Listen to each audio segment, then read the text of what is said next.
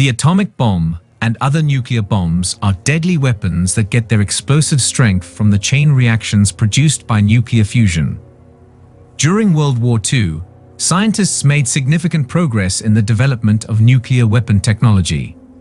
Only 2 times in the history of war have atomic bombs been used. Both times, they were launched by the United States against Japan at the close of World War II, in the cities of Hiroshima and Nagasaki. After that conflict, a period of nuclear proliferation began, and then, at the height of the Cold War, the United States and the Soviet Union engaged in a worldwide nuclear weapons race to determine who would emerge victorious. Hey guys, welcome back to our channel. Today's question of the video is how atomic bomb was created and evolved. So let's get into our time machine and take a look at the history of atomic bomb.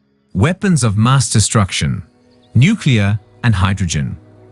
Following the discovery of nuclear fission in 1938 by nuclear scientists Otto Hahn, Lise Meitner, and Fritz Strassmann at a laboratory in Berlin, the development of the first atomic bomb was made feasible.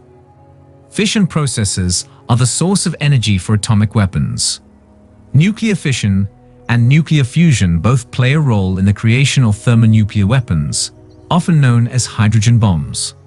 Another sort of reaction, known as nuclear fusion, occurs when 2 lighter atoms unite to produce a release of energy. Manhattan Project.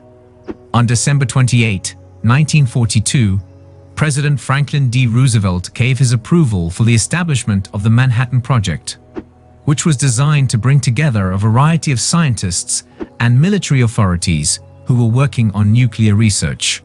During World War II, the effort to create a fully operational atomic weapon was known by its secret name, the Manhattan Project. It was headed by the United States. Concerned that German scientists had been working on a weapon using nuclear technology since the 1930s, the project was initiated as a reaction to such suspicions. Who invented the atomic bomb? The theoretical physicist J. Robert Oppenheimer, known as the father of the atomic bomb, oversaw a significant portion of the work that was completed as part of the Manhattan Project. This work was carried out at Los Alamos, which is located in the state of New Mexico. And the name given to the very first atomic bomb ever created is the Gadget. The Trinity test was the name given to the successful explosion of the first atomic bomb, which took place on July 16, 1945 in a desolate desert area close to Alamogordo, New Mexico. It marked the beginning of the atomic age by producing a massive mushroom cloud that was around 40,000 feet in height and proved that an implosion-type plutonium bomb would be effective when it was detonated over Nagasaki only weeks later. But where did the moniker the Gadget come from? Is it possible that it was a code name used for covert operations? Simply a shortened name? A celebration of the honor of coming in first? It turns out that director J. Robert Oppenheimer was the one who recommended adopting the name when work first started at the laboratory. Hiroshima and Nagasaki bombings.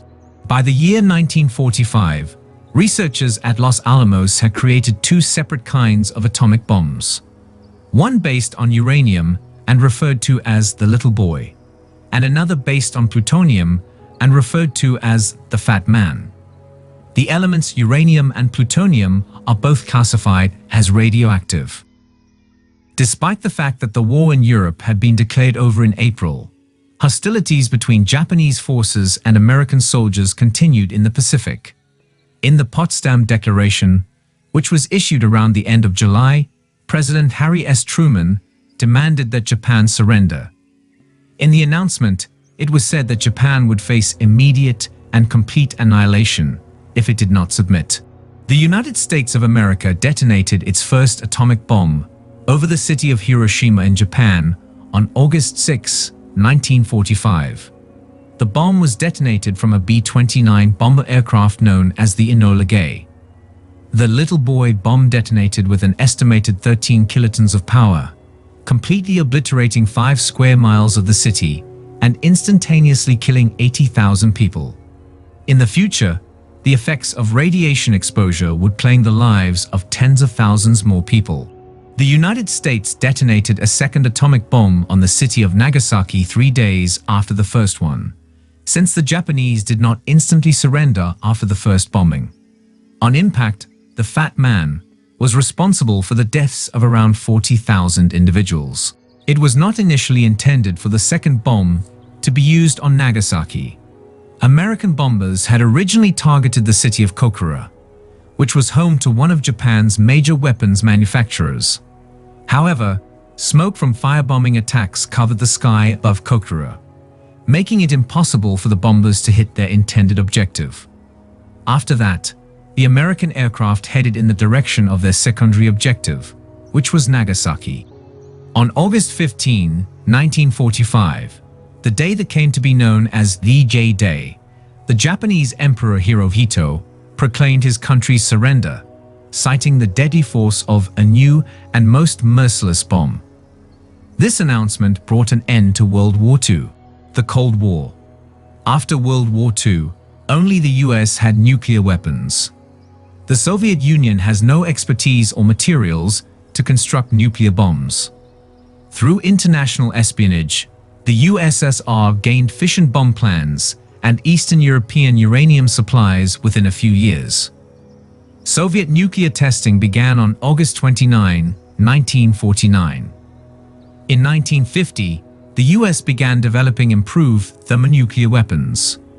The Cold War had started, and various nations, including the US and the USSR, prioritized nuclear testing and development. If you guys want to know more about the history of Soviet Union, check the video link in the description. So, what do you guys think about the history of atomic bomb? Let us know your thoughts in the comment section down below. That's all for this video. Like, share, subscribe, and turn on the notifications for more such videos. See you in the next video. Till then, take care. Thanks for watching.